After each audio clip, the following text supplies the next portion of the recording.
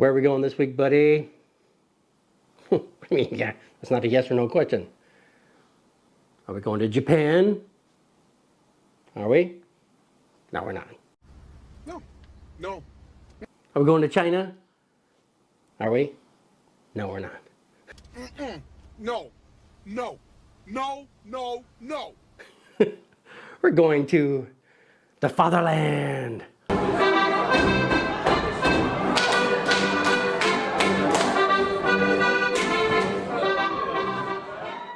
Back to Germany. That's right, we've done some Carl Zeiss lately. Well, I've got another one that I haven't done yet. Carl Zeiss Jena.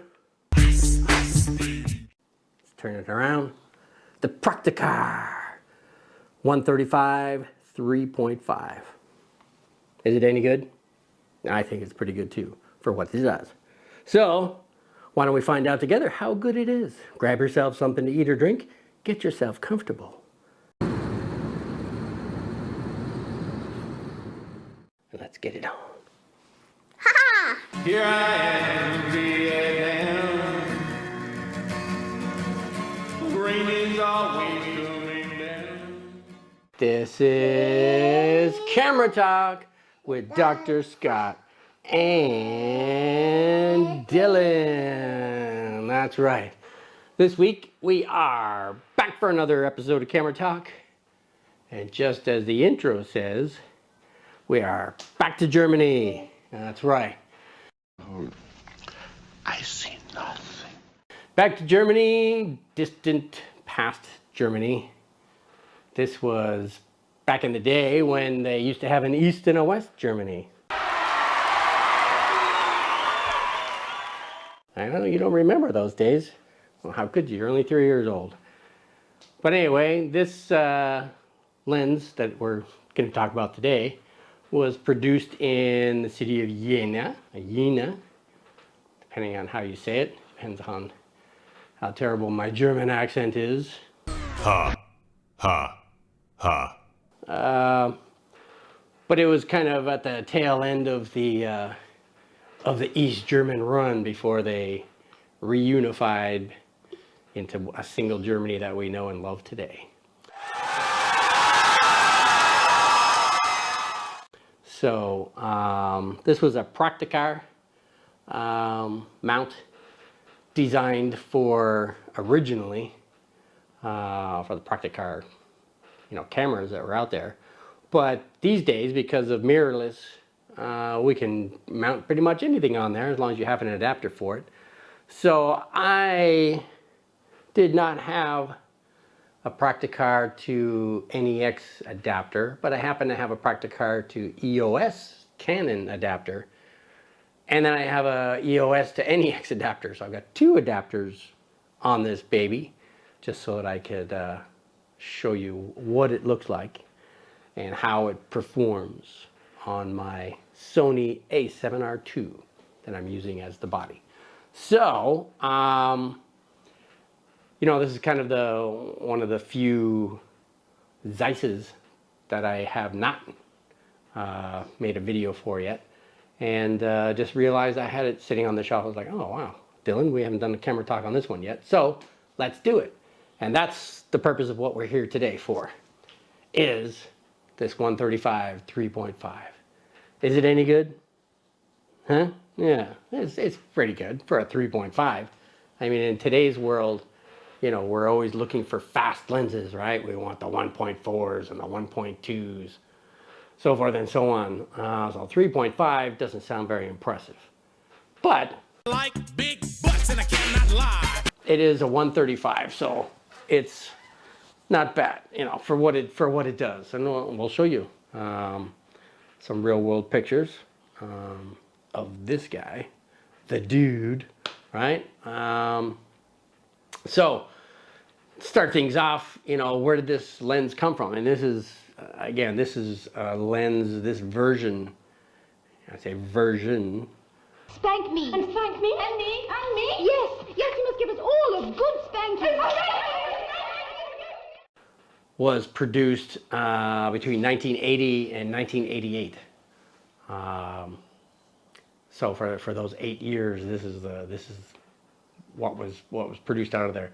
And you know, Germany reunified not long after that, about 3 years, 2 years. No, 1988, huh? Well, lost track of time. I was thinking what year I moved to the U.S. from Canada. But no, 1988 is, you know, when this all came to an end. So anyhow, where did this all start? Well, it's the design is a sonar design, and that was produced way back by Dr. Ludwig Bertele.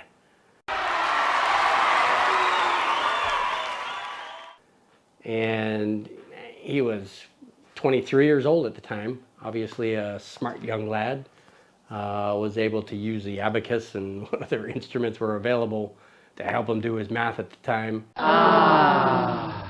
And designed the sonar lens.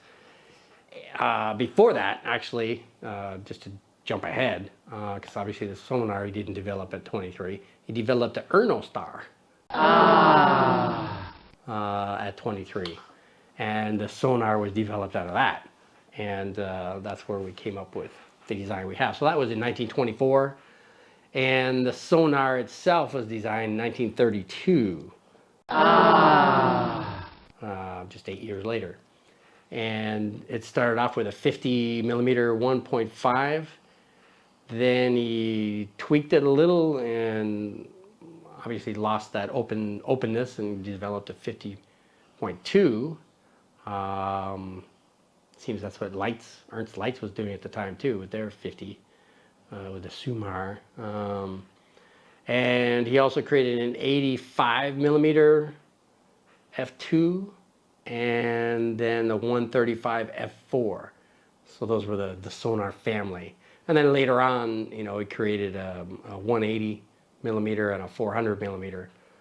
And this was all for the contacts system out of Carl Zeiss and their lineup of cameras and whatnot. So, a very bright young lad came up with a very cool design that's still used today. And it's very successful. What is this lens?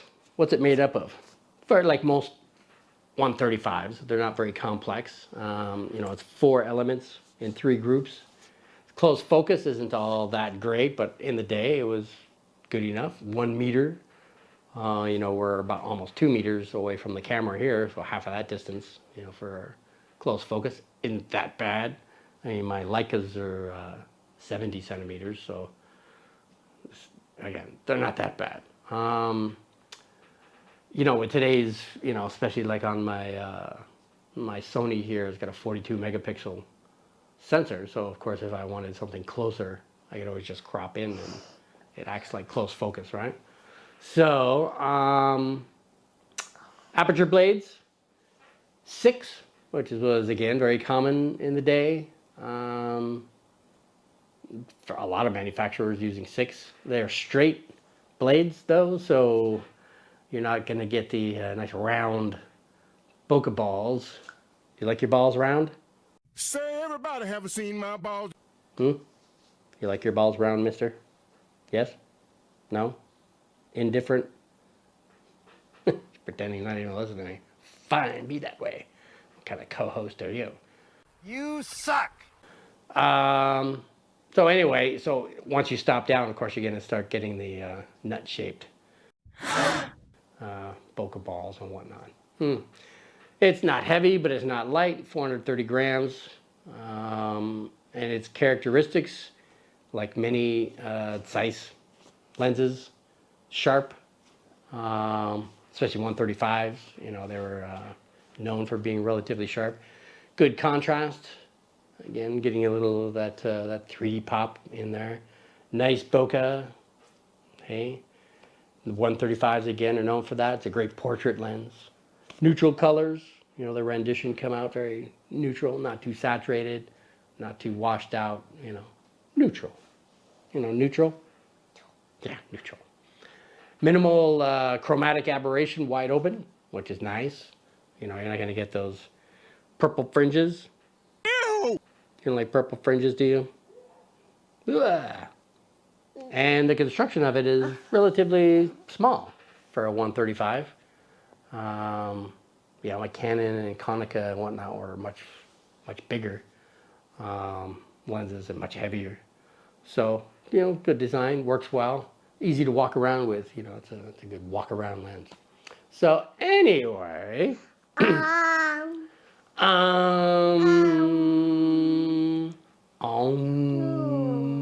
do some trance meditation.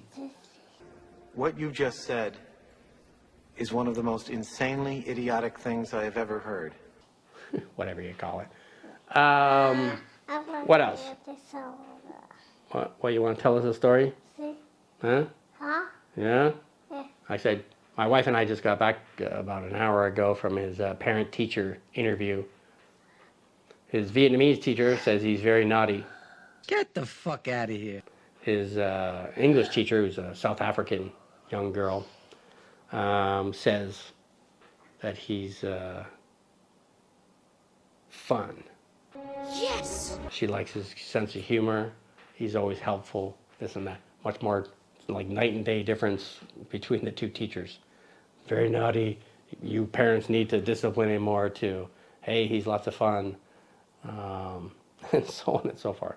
So anyway, so you're doing well in your preschool. Actually, he's going to a new class on Monday. He was in the koala class, now he's going to the panda class. Ooh, you're gonna be a panda. Yes. The kids are bigger there, even though you're the biggest kid in your class. Well, you're not going to be the biggest one anymore. So anyway, back to what we were talking about. What I normally do is get you a just to show you a sharpness test from where I'm sitting. We're again just under 2 meters or so from the Canon M50.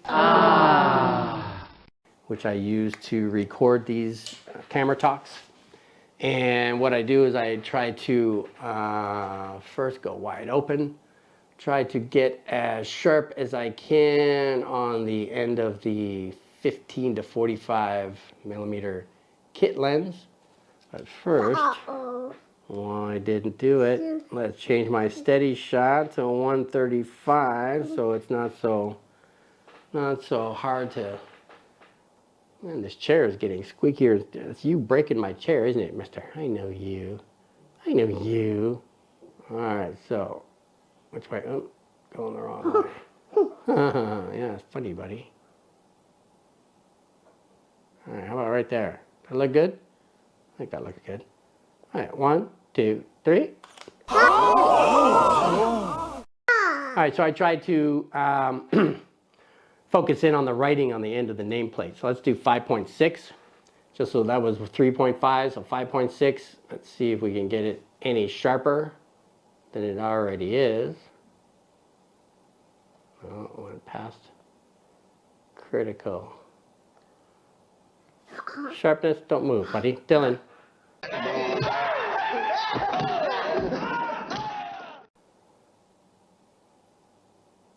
All right, right there. Ready? 1, 2, 3. Okay. So that was 3.5 and 5.6.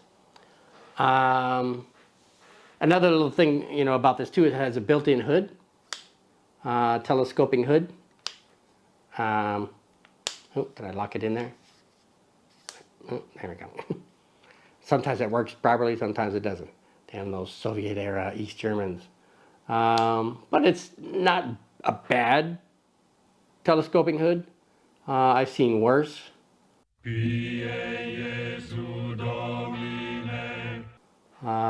What was I? What did we do our last camera talk? I don't know. Well, I can't remember what our last camera talk was, but anyway, its telescoping hood sucked. It was it was like this deep. That's how you use it. This one's not so bad. It's a little deeper than the usual, but it has a 49 millimeter thread size, so you can easily find a hood out there, or use an ND filter is another option for you. Anyway, let's get you some real world shots. So how about pictures of Dylan as he was playing with his, this little fishing rod thing with a plastic bird on the end that looks like it's flying around. He's all spazzed out on that. So here's Dylan at f 3.5.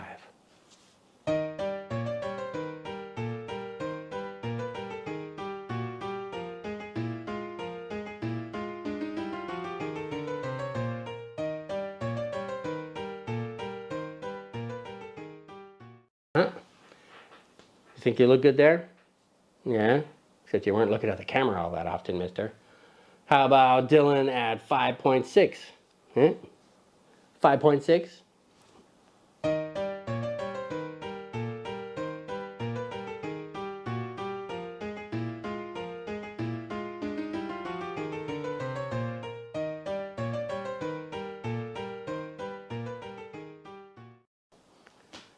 Okay, you think you look better there? You always think you look better no matter what. You're like, Mr. Diva. Oh, I look so handsome. All the women love me. Yeah, baby. Yeah, sure they do. How about some random photos? Yeah, random photos using the same lens at various f-stops, of course. And so let's get some random stuff. Ready? 1, 2, 3.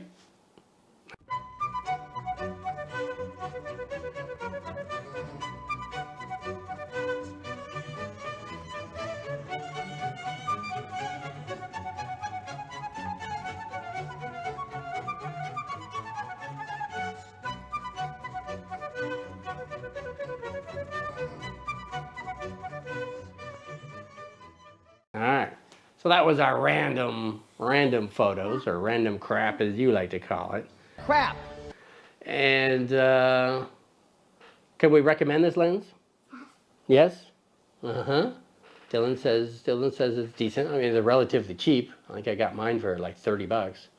So they're relatively cheap. And they're probably, I haven't looked lately on eBay, but they're probably plentiful.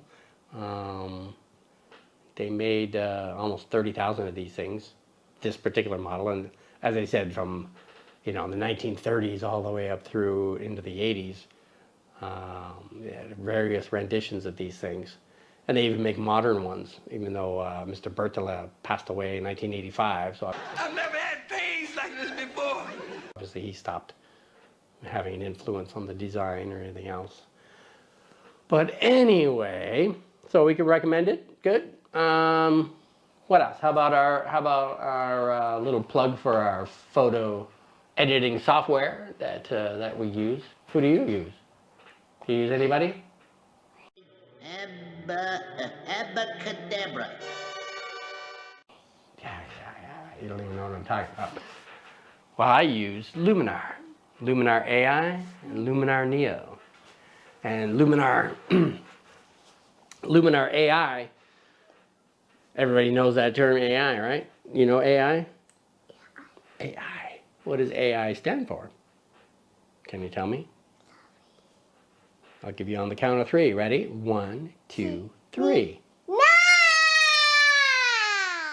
No, that's not it. I'm sure you said that loud enough to wake up the neighbors. But anyway, now AI stands for artificial intelligence. That's right. Artificial intelligence. Speaking of intelligence, mister, you should have been at the parent-teacher interview to hear what your teacher had to say about you. They suck. They just suck. So, Luminar Neo is the latest, greatest. It's a combination of Luminar AI and Luminar 4, which was the predecessor. So Luminar Neo's got all kinds of AI built into it. If you've been out there in the desert or at the beach and you got some stuff on your sensor, these spots, dust and spot removal. They can get rid of it. They can get rid of it for you. Power lines. All right. Power line removal. So, you know, again, you got power lines in your scene, it'll get rid of them for you. How about the background? Background removal? Yeah, background removal. If you got a background you don't want, Dylan has a picture but daddy's in the background. You want to get rid of daddy? You can remove me from the background. Yes. Scene relighting. Yeah. And so on and so forth. How does this stuff work? You know, the AI, you click on the button itself, like spot removal or power line removal, and it will analyze the photo. It'll identify the spots or the power line or the background, you know, whatever you're telling it to identify. It'll remove it, and it does a pretty good job. This mission is too important for me to allow you to jeopardize it. I mean, you can, you obviously you'd have to go in and maybe clean up a little bit here and there if it misses something obvious. But otherwise, it does a pretty good job. Yeah. So, why should everybody rush out and buy a copy of Luminar? A couple of reasons. One is it's economical. It's only $90. $90 for a software that's yours for life. No yearly subscriptions or anything else. Click below in the description and there's a link. If you click on that link, it'll take you to Luminar and it'll deduct $10. $10. So it's only $80. Who doesn't want to save $10, right? Cheap bastards. And what do they do with that $10? Huh? What does Luminar do with that $10? Do they give it to us? Yes. Well, they give it to us because we tried to sell it for them, right? It's our little trade-off or what they call, what's that term? Kickback. Yeah! Kickback. That's right. And what are you going to do with your $10? You're going to save it up? Going to put it in the bank? And then one day you will have, how much? How much money will you have? You're going to have a vault full of gold. Yeah. And you'll try to swim in your gold vault. It doesn't work that way, buddy.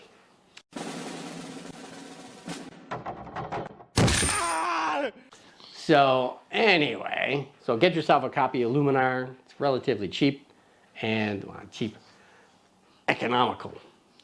Program does a lot of stuff, a lot of bells and whistles for something that's only $80 after the $10 discount.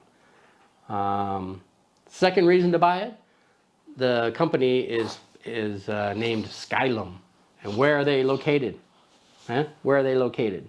Do you know where? Do you know where? Yeah, where? In Ukraine. Everybody knows what's going on in Ukraine.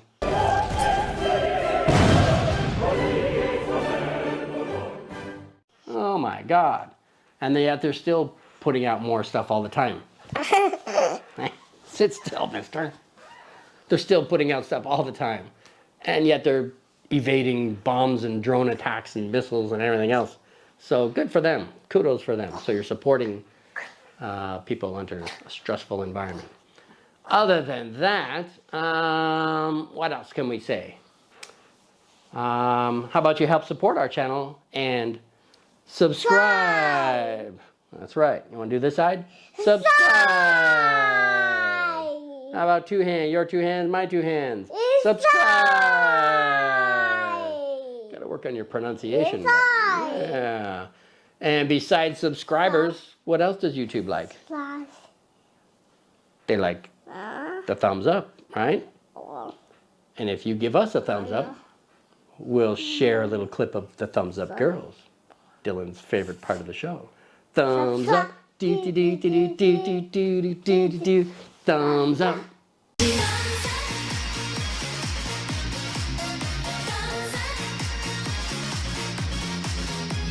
All right, good. Yeah, they are still cute, aren't they? But anyway, other than that, well, who are we? Did we introduce ourselves properly? Who are you? Besides dead boy over here, huh? Pretending, playing dead, like there's a bear over here gonna come eat you. So, you're Dylan, I'm Dr. Scott. Here's Johnny. And together we're all Modesty Photography. We're here to talk about tips and tricks about photography, vintage lenses, vintage cameras, camera systems, little what is this, what is that about photography. If you have any requests or anything, leave them in the comments below, and we'll try to get to it. So other than that, was there anything else? I said it before and I'll say it again. Life moves pretty fast. You don't stop and look around once in a while, you could miss it. How about we thank them? You wanna thank you for dropping by? Bye. Yeah. No, wait before. Thank you for thank you for supporting us. Thank you for subscribing. Thank you for the thumbs up. Thank you for buying a copy of Luminar through our link below. And thank you for just being you. All right, isn't that just great? Yeah. I love you. I know. What else? Why should everybody come back? Huh? Yeah. Because you belong here. That's right. And where do they belong? What's the name of the show? This was Camera Talk with Dr. Scott and Dylan. That's right. So, we said our thank you. We told everybody who we are. Told everybody to come back next week. We release one of these every Friday. That's Friday Vietnam time. Remember that. Dimension of sound, a dimension of sight, a dimension of mind. So depending on where you are in the world, could be the day before or the day after, or the same day. Pretty funky time, isn't it? Funky coma data. But it could be any time. Because you can watch it on YouTube. You can watch them on a Thursday if you want or whatever. But they come out on Fridays. So, that's it for us for today. So you ready to say bye-bye? Bye. All right. 1, 2, 3. Bye-bye. Ah. Here I am,